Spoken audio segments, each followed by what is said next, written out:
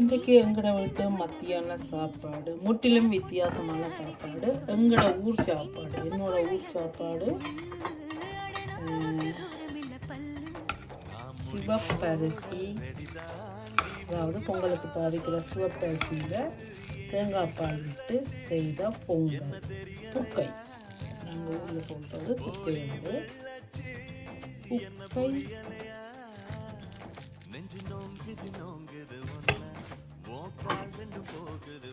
கத்தரிக்காய், சின்ன வெங்காயம் போட்டு பொரியல்,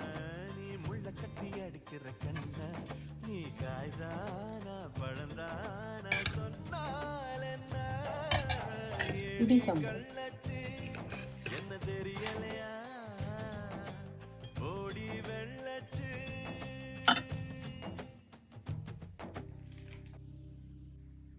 இதுதான் எங்களை விட்டு இன்றைக்கு சாப்பாடு.